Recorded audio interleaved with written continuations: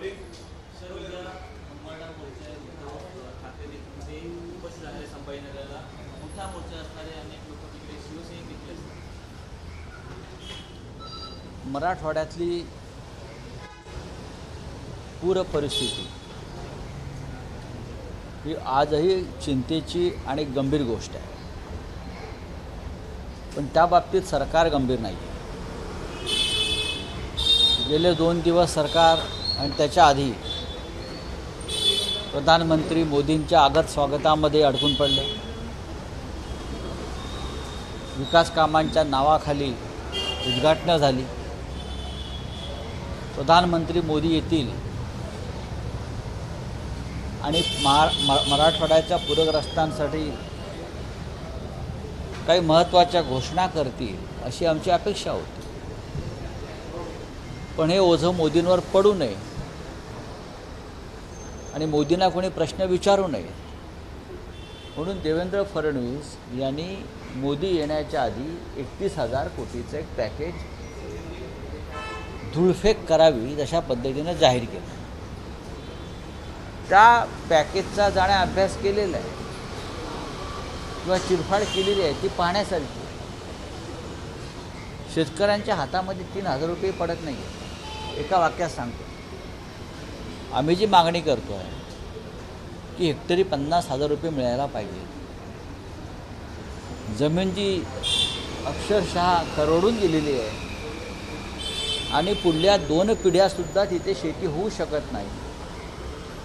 अशा वेळेला त्या शेतीची नव्यानं उभारणी करण्यासाठी जो खर्च लागणार आहे तो तर नाहीच, पण 3,000 रुपयेसुद्धा हातात मिळत नाही आहे। कर्जमाफीचा विषय नाही, असे अनेक विषय आहेत। त्या संदर्भात आपल्या मागण्यांसाठी शिवसेना मराठवाड्यात संभाजीनगर येथे उद्या हंबरडा मोर्चा, हा आमचा हंबरडा शेतकऱ्यांचा आहे, तो काढेल। स्वतः शिवसेना पक्षप्रमुख उद्धव ठाकरे हे त्या मोर्चाचं नेतृत्व करतील। शिवसेनेचे नेते अंबादास दानवे, मराठवाड्यातले खास करून चंद्रकांतजी खैरे आणि आमचे सर्व जिल्हा प्रमुख, त्या भागातले खासदार यांनी त्या मोर्चाची जय्यत तयारी केलेली आहे। हजारोच्या संख्येने शेतकरी संभाजीनगरला येतील। मोर्चा संपल्यावर संभाजीनगरला शिवसेनेचं मुख्यालय, शिवसेना भवन तिकडलं जे आहे त्याचं उद्घाटन उद्धव ठाकरे करतात।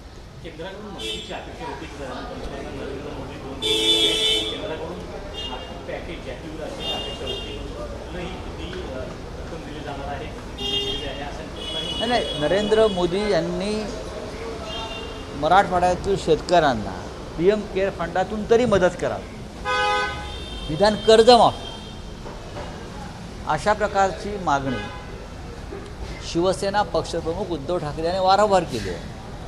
मग PM केअर फंडाची गरज कशा करताय, ती उभारणी का केली? काही लाख कोटी त्यात पडलेले आहेत। जर तुम्ही पूरग्रस्त शेतकऱ्यांना त्यातून मदत होणार नसेल तर हा पैसा कुठून गोळा केला, कोणासाठी केला, त्याचा उपयोग काय, या संदर्भात जनतेला माहिती मिळायला पाहिजे। कोणासाठी पैसा आहे?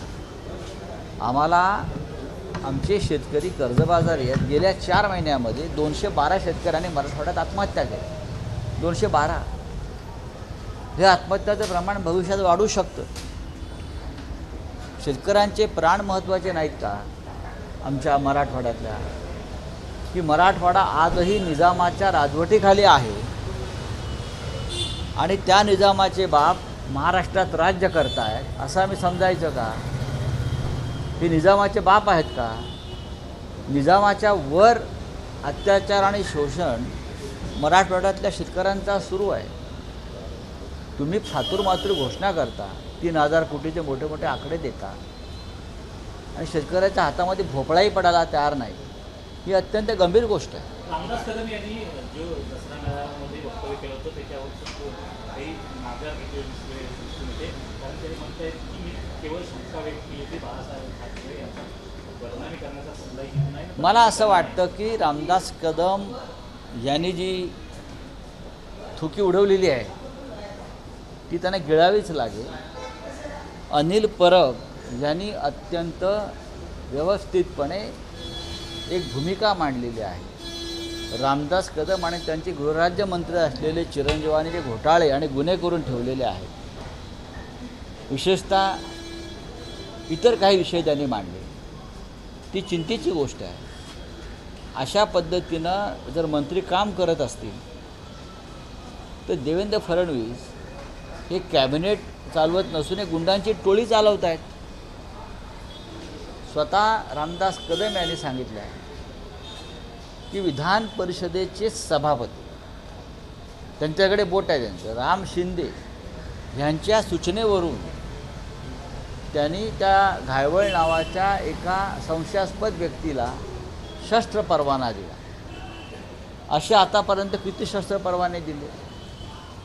पोलीस आयुक्तांचा अहवाल बाजूला ठेवून पोलीस आयुक्त म्हणतात ते करू नका, अशा प्रकारे देऊ नका शस्त्र परवाना, नाकारलेला आहे शस्त्र परवाना, तरीही गृहराज्यमंत्री जर देत असतील तर मला असं वाटतं की हे सरकार आहे फडणवीसांचे, गुंडांची टोळी चालवते, सरकार चालवत नाही. घायवळ प्रकरणावरती बोलताना केंद्रीय मंत्री मुरलीधर मोहोळ यांनी बोलणं टाळलेलं आहे. कायदा सुव्यवस्थेच्या प्रश्नांवर त्यांनी स्टेट पत्रकार परिषदेतून उठून गेले. का घायवळ हे त्यांच्या पक्षाचे कार्यकर्ते आहेत का?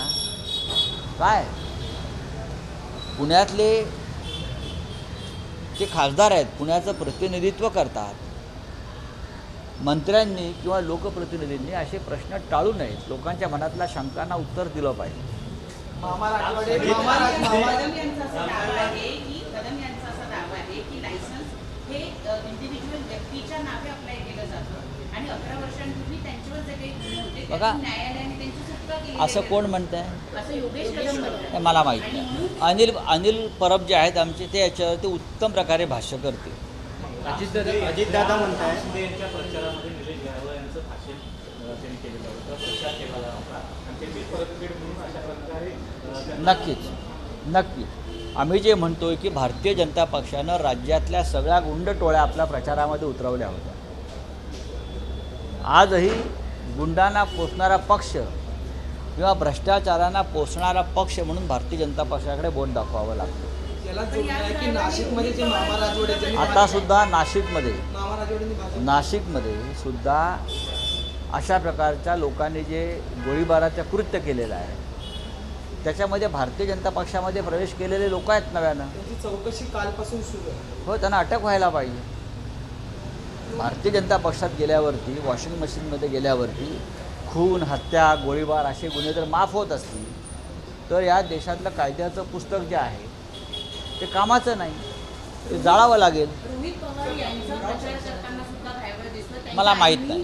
आभार सुद्धा मानले का? नाही असतील, मला माहीत नाही. प्रश्न आत्ता या क्षणी प्रश्न फक्त त्याला शस्त्र परवाना कसा मिळाला हाच आहे.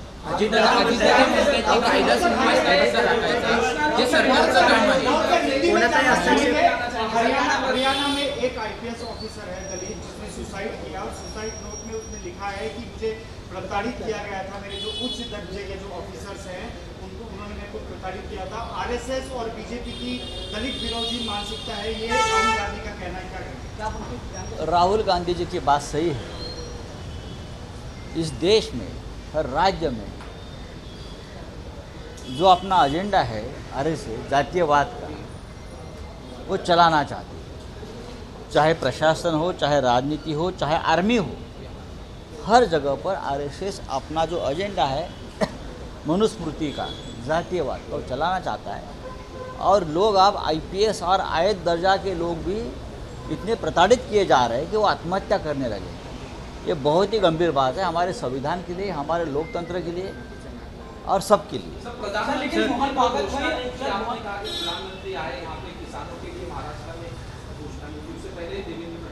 देखिए, प्रधानमंत्री मोदी जी आए, मुंबई में 1-2 दिन रहे, उनके पोस्टर लगे, बैनर लगे. कौन हो? ब्रिटेन के प्राइम मिनिस्टर स्टारमर. आपने देखा होगा स्टारमर जी के इतने पोस्टर मुंबई में लग रहे थे, बीकेसी में, और स्वागत कौन कर रहे थे स्टारमर का?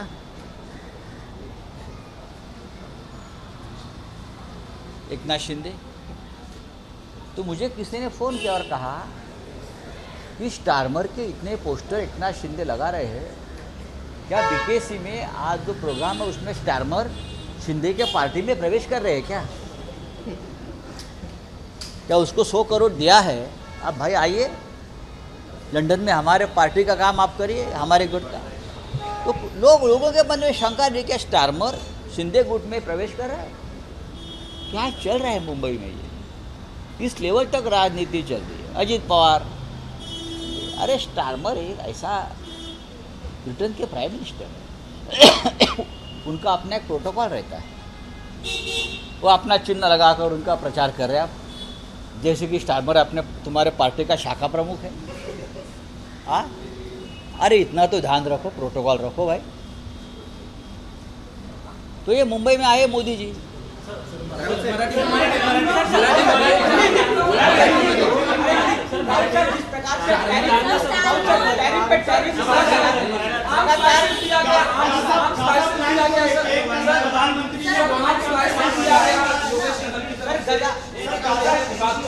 सर गाजा प्लान को लेके प्रधानमंत्री ने डोनाल्ड ट्रंप से बात किया है और माय फ्रेंड डोनाल्ड ट्रंप करके उन्होंने संबोधित किया। देखिए प्रधानमंत्री और ट्रंप की क्या बात होगी मुझे मालूम है, बात हुई ना हुई ये भी मुझे पता नहीं। हमारा इतना ही सवाल है, क्या प्रेसिडेंट ट्रंप ने मोदी की माफ़ी मांगी, देश की माफ़ी मांगी? जिस तरह से अब तक 100 बार वो बोल चुका है कि मैंने ऑपरेशन सिंदूर को रुकवाया, जो हमारा दहशतवाद के खिलाफ जो हमने लड़ाई की शुरू की थी ऑपरेशन सिंदूर, और ट्रंप बोल रहा है कि मैंने रुकवाई है मोदी को बोलकर, उस बारे में चर्चा हुई क्या? तो मुझे सवाल पूछिए, ट्रंप ने उस बारे में खुलासा किया है क्या? तो मुझे पूछिए। मोदी जी ने ये कहा कि नहीं ट्रंप ने वॉर नहीं रुकवाया, मुझे आज फ़ोन पर माफ़ी मांगी है ट्रंप ने इस बयान के लिए। तो बोलिए, वो इजरायल और गाज़ा के बाद छोड़ दीजिए, महाराष्ट्र के बाद देश की बात करो। प्रधानमंत्री कहते हैं कि कांग्रेस की कमजोरी ने देश में आतंकवादी बढ़ाया। क्या उनके बयान से आपको लगता है वाकई कांग्रेस की कमजोरी है? जो पहलगांव, पुलवामा, उरी, पठानकोट, हाँ, ये किसकी कमजोरी है आप मुझे बताइए। पहलगांव, पठानकोट, उरी, पुलवामा, ये किसकी कमजोरी है? ये किसका दर्द है? इस बारे में प्रधानमंत्री झूठ बोलते हैं, प्रधानमंत्री झूठ का प्रचार करते हैं। प्रधानमंत्री प्रेसिडेंट ट्रंप को जवाब नहीं दे पा रहे हैं। प्रेसिडेंट ट्रंप ने आपको रुकवाया, आपका वॉर रुकवाया है, या ये किसकी कमज़ोरी है? ये कांग्रेस की कमज़ोरी है भाई। आप तक ऑपरेशन सिंदूर पूरा नहीं हुआ है और पहलगांव हमले का बदला पूरा नहीं हो गया है। मोदी जी आप उस बारे में बोलिए।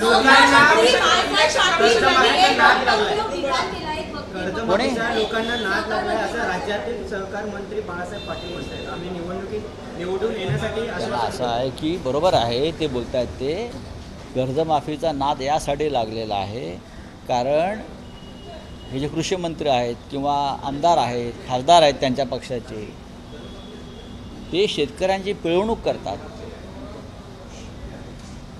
या आमदार खासदारांना पक्ष सोडण्यासाठी 100 कोटी मिळतात, तसे शेतकऱ्यांना मिळत नाहीत। जर तसे शेतकऱ्यांना 50-100 कोटी मिळाले तर नक्कीच ते कर्जमाफी मागणार नाही। बिहार इलेक्शन में AI जनरेटेड जो वीडियो होते हैं वो इलेक्शन कमीशन ने बैन किए हैं, वैसे कोई वीडियो चले नहीं बिहार इलेक्शन के, इस तरह से ठीक है, कुछ बातें इलेक्शन कमीशन की सुननी भी चाहिए। अगर उससे लोकतंत्र को धोखा है या और कुछ बात गलत होती है तो कुछ नियम बनाती है इलेक्शन कमीशन, तो उनकी ये बात भी सुननी चाहिए। हर बार इलेक्शन कमीशन के ऊपर क्रिटिसाइज करना ठीक नहीं। किसने? तेजस्वी यादव ने कहा कि सरकार बनने के बाद हर परिवार के एक सदस्य को सरकारी नौकरी दी जाए। आपको लग रहा है सर ये पूरे चुनाव का गेम चेंजर हो सकता है, जहाँ रोजगार देने क्या लाडली बहन से गेम चेंजर होता है? होता है ना। उस वक्त उसको कोई सवाल नहीं पूछा, या और जो मिस्टर मोदी जी घोषणा करते हैं जाकर वहाँ बड़ी बड़ी, उसके ऊपर कोई सवाल नहीं करते। तेजस्वी यादव जी ने कहा है कि मैं रोज़गार दूंगा, हर घर के हर व्यक्ति को मैं सरकारी नौकरी दूंगा, तो उसमें गलत क्या है? देना चाहिए।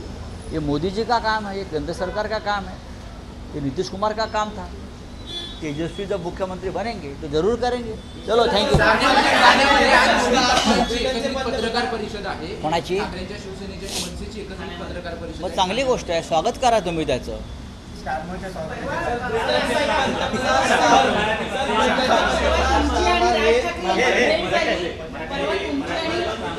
परवा तुमची आणि राज ठाकरे यांची त्यांच्या निवासस्थानी सकाळच्या पहाटेच्या जवळपास भेट झाली याची माहिती आहे। मला माहिती, पण माझ्याकडेच माहिती नाही आहे। माझ्याकडे माहिती नाही। बघा, राज ठाकरे आणि आमचा संवाद आहे, माननीय उद्धव ठाकरे आणि राज ठाकरे यांच्यात संवाद आहे। अनेकदा त्या आमच्या कार्यक्रमाला घरच्या येतात, आम्ही जातो, त्यात असं नवीन काय सांगण्यासारखं नाही आहे। राजकीयच बैठक गेली आहे चर्चा पुढे जातीय गेली आहे पुढे आहे। अरे हो, ते कोण आहे स्टारमर? मी मुंबईत त्यांचे बरेचसे होर्डिंग पोस्टर वगैरे पाहिले आणि त्याच्यामध्ये जे डेप्युटी CM आहेत एकनाथ शिंदे, त्यांचं स्वागत आहे, त्यांचं धनुष्यबाण आहे। तर मी चौकशी केली, BKCमध्ये काहीतरी झेंडे बिंडे लागले आहेत, स्टारमर। तर मला शंका व्यक्त केली की ब्रिटनचे प्रधानमंत्री मुंबईत येत आहेत आणि शिंदे गटामध्ये प्रवेश करत आहेत, त्यांच्या स्वागतासाठी हे बोर्ड आहे। तर मी म्हटलं काय भाव पडला? म्हणजे त्यांच्याकडे सहज कोणी प्रवेश करत नाहीत ना। असा कोणी सहज प्रवेश करतो का शिंदे गटामध्ये, काही दिल्याशिवाय, का विकत घेतल्याशिवाय? तर ज्या पद्धतीनं काही एक शिष्टाचार, भारत सरकार त्यांचं स्वागत करेल, प्रधानमंत्री स्वागत करेल। राजकीय पक्षही आपल्या स्वार्थासाठी ब्रिटनच्या प्रधानमंत्र्याचं, इस्रायलच्या, जणू काही ब्रिटनच्या प्रधानमंत्र्याला त्यांनीच तिथे कामाख्याला रेडे कापून प्रधानमंत्री केला आहे। हां, ते स्टारमर प्रधानमंत्री व्हावेत म्हणून कामाख्याला आम्ही 50 रेड्यांचा बळी दिला आणि म्हणून ते इथे नवस फेडायला आले। असं काय आहे का? सांगा। तर काल ज्या पद्धतीने आम्ही मुंबई चित्र पाहिलं, अख्ख्या मुंबईमध्ये स्टारमरचं स्वागत, शिंदे, तर मला वाटलं ते बहुतेक BKCतल्या कार्यक्रमात शिंदे गटामध्ये प्रवेश करून त्यांची ब्रिटनच्या शाखा प्रमुखपदी, विभाग प्रमुखपदी नेमणूक करतात की काय? ते जरा थोडा तरी पॉलिटिकल किंवा आंतरराष्ट्रीय शिष्टाचार पाळा। ABP माझा, उघडा डोळे बघा नीट।